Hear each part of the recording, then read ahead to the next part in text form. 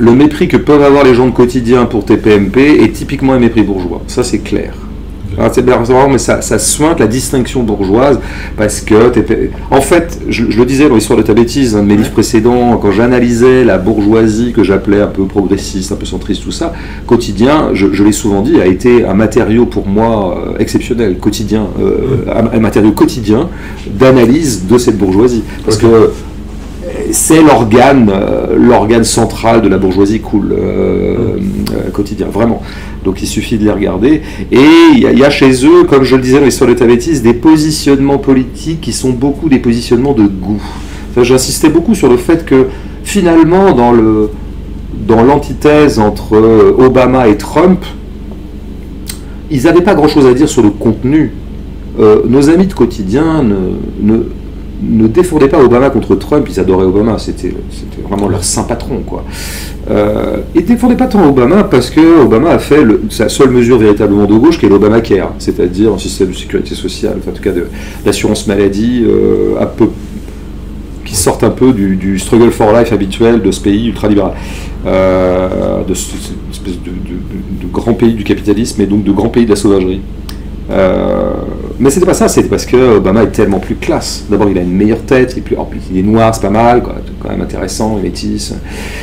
Et puis il est classe, il est swing, il est cool, il est rigolo. Et Trump, il est moche. Trump, il a une sale gueule.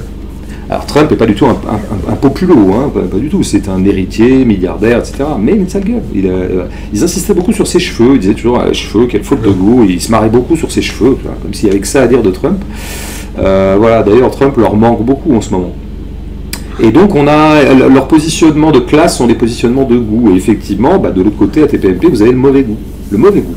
Des gens un peu plus moches, un peu plus vulgaires, c'est trivial, alors on va dire populiste, ça fouille un peu les poubelles, c'est un peu comme ça. Et c'est vrai que TPMP est un peu tout ça, mais moi, clairement, ma préférence de goût va très largement à TPMP.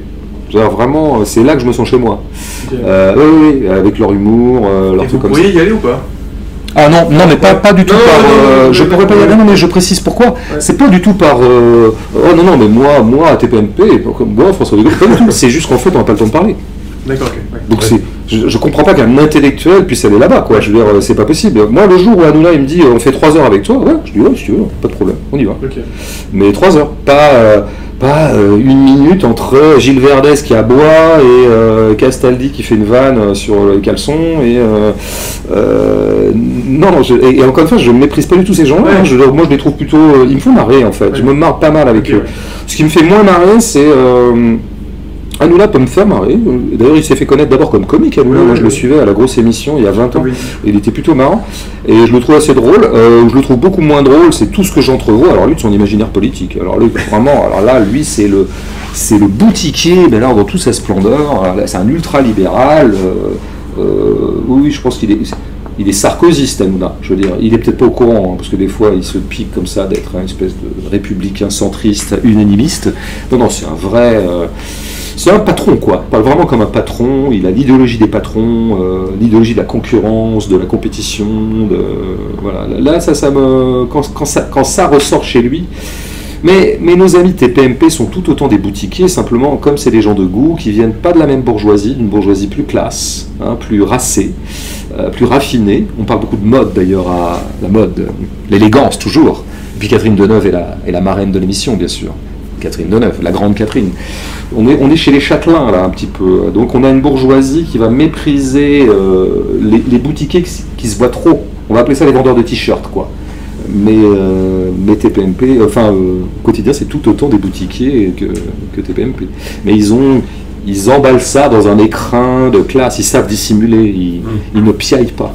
Donc moi qui choisirais toujours le camp du populo, je suis TPMP. Cela dit, je regarde quotidien beaucoup, parce que je les trouve quand même souvent marrants, et il y a quelques reportages pas dégueulasses.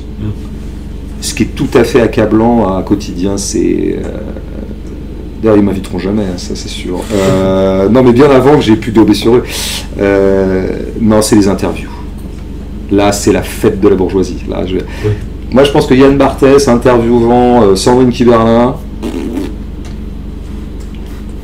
Si tu veux m'offrir un truc à mon anniversaire, tu m'offres ça. Là, ouf.